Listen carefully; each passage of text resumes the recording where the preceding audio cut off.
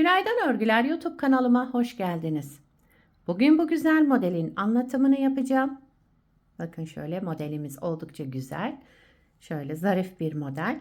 Arka yüzü de bu şekilde. Yelek önü olarak düşünün bunu. Şöyle ön patını koyarak yelek önü başladım. Bunun herhangi bir beden ölçüsü değil, örnek model olarak başladım size. Hazır lastik uyguladım. Hazır lastiğimi yaptıktan sonra arka yüzünde bir sıra ters ördüm. Bakın arka yüzünde bir sıra ters ördükten sonra ön yüzünde modeli kurmaya başladım. Eğer siz de bu şekilde başlayacaksanız öyle yapmanız gerekiyor. Lastiği bitirdikten sonra arka yüzünde bir sıra ters örün. Daha sonra ön yüzünde modeli kurmaya başlayalım. Evet. Dilerseniz hep birlikte başlayalım. Evet, gri ipimle lastiğimi başladım. Şöyle birkaç sıra lastiğimi ördüm. Daha sonra bir sıra ters ördüm arka yüzünde. Bu modelde ilmek sayısı 2 ve 2'nin katları olması gerekiyor. Biraz önce gösterdiğim gibi yaparsanız da yani yelek önü olarak onda da pat kullandığınız için kenar ilmeği bir tane kullanmanız gerekiyor. Pat ilmeğini de istediğiniz kadar koyabilirsiniz. Ben 8 ilmek kullanmıştım. Kullandığım ipler bebe yünü, şişim 3 numara. Şimdi diğer renge hemen geçiyorum. Lastiğimi yaptım. Arka yüzünde bir sıra ters ördüm. Şimdi pudra rengi ipime geçiyorum. Şöyle hemen düğümümü yapıyorum. Bunu burada sıkıştırdım.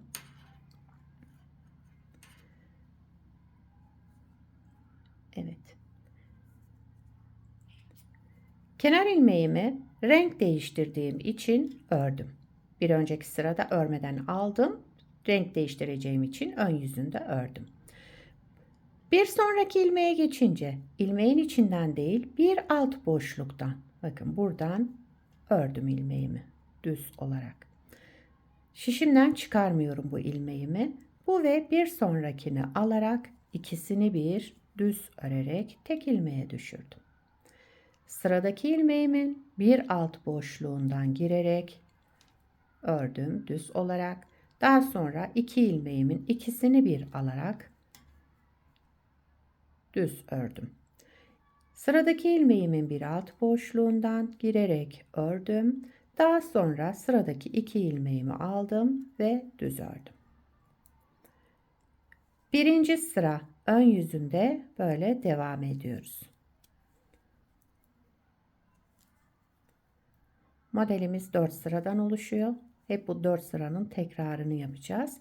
2 sıra bu renkle, 2 sıra gri ile model devam edecek. Daha sonra kenar ilmeğimi de ördüm. Birinci sırayı tamamladım. İkinci sıra arka yüzüne geçtim. Burada yapacağım işlem bütün ilmeklerimi ters örüyorum.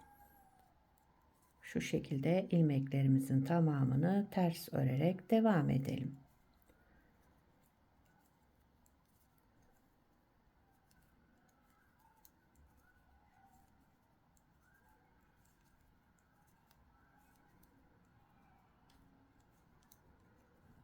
Evet, kenar ilmeğimi örmüyorum bakın. Örmeden aldım çünkü ipimi değiştireceğim.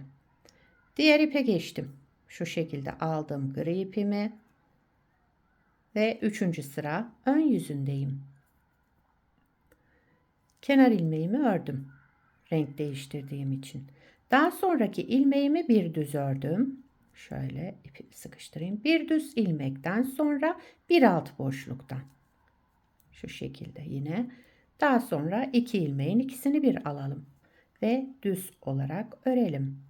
Bir alt boşluktan ördüm. Daha sonra iki ilmeğin ikisini bir alarak düz ördüm. Böyle devam ediyoruz. Üçüncü sıra ön yüzündeyiz. İlmeğimizi bir ilmek yani kaydırmış olduk. Başta bir düz ilmek ördük. Ondan sonra alt boşluktan örerek devam ettik.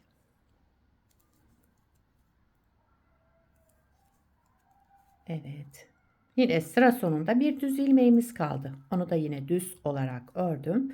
Kenar ilmeğini de düz örerek 3. sırayı tamamladım. 4. sıra arka yüzüne geçtim. Kenar ilmeğinden sonra ilmeklerimin tamamını ters örerek devam ediyorum. Son ilmeğimizi örmeden alacağız, yani kenar ilmeğimizi. Evet, modeli bir kez kurduk. Hep bu 4 sıranın tekrarını yapacağız. İsterseniz bir kez daha kuralım. Pudra rengi ipime geçtim. Kenar ilmeğimi renk değiştirdiğim için ördüm. Tekrar kuruyorum. 1. sıra ön yüzündeyim. Daha sonra ilmekten değil, bir alt boşluktan pudra rengi ipimize geçince hemen bir alt boşluktan örerek başlıyoruz. Daha sonra sıradaki 2 ilmeğimizi de ikisini bir alarak düz örelim. Önce bir alt boşluktan örelim. Daha sonra sıradaki 2 ilmeğimizi toplayıp düz örelim. 1. sıra ön yüzünde, yani pudra renginde böyle devam ediyoruz. Kenar ilmeğinden sonra hemen bir alt boşluktan örmeye başlıyoruz bu rengimizle. Gri rengimize geçince bir düz ilmek ördükten sonra alt boşluktan örerek devam ediyoruz.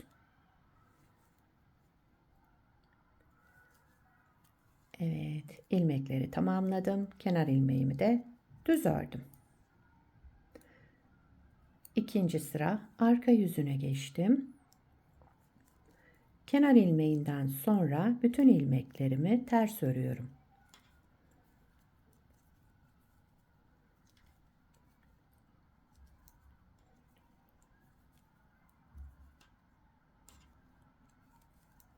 Sıra sonuna kadar ilmeklerimizi ters örerek devam edelim. Kenar ilmeğimizi örmeden alalım. Çünkü yine ipimizin rengini değiştireceğiz. İp değiştireceğiz yani. 3. sıra ön yüzüne geçtim. İpimi şu şekilde bakın arka taraftan aldım. Kenar ilmeğimi ördüm renk değiştirdiğim için. Daha sonra bir ilmek griden, yani bir ilmek düz olarak ördüm. Daha sonra bir alt boşluktan girerek örelim. Şöyle ve sıradaki 2 ilmeğimizi toplayarak düz örelim. Bir alt boşluktan ördüm. Daha sonra 2 ilmeği ikisini bir alarak düz ördüm. Bir düz ilmekle başlamıştım. Bir düz ilmekle sıramı tamamlayacağım.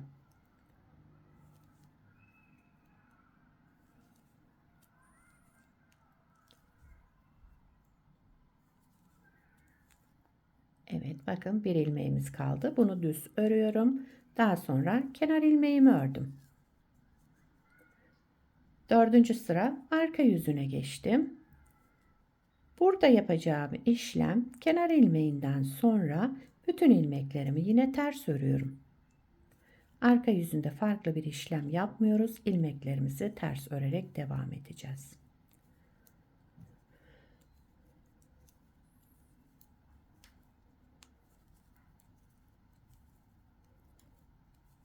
Evet, modeli 4 sıradan tekrar kurmuş olduk. Kenar ilmeğimi örmeden aldım. Model böyle devam ediyor arkadaşlar. Tabii ki ilerledikçe kendini gösterecek. Başta da gösterdiğim gibi bu parçamda da bakın daha kendini güzelce gösterdi bu modelimiz. Burada 8 ilmek ön patına kullanmıştım. 1 ilmek kenar ilmeği koydum bu taraf için. Şişimde 41 ilmek var bu parçada. 41 ilmekle örnek modelimi başladım. Arka yüzü bu şekildeydi. Bu modelden yelek, hırka, süveter, yani bebek örgülerinde, yetişkin örgülerinde hepsinde kullanabilirsiniz. Gayet güzel, yapımı kolay modellerden. Sizler de nelerde kullanacaksınız? Onları yorumlarda yazarsanız sevinirim. Beni buraya kadar izlediyseniz bir beğeni yapmayı, yorum yapmayı, beni desteklemeyi unutmayın. Şimdiden hepinize teşekkürler. Bir sonraki videoda görüşmek üzere. Hoşça kalın.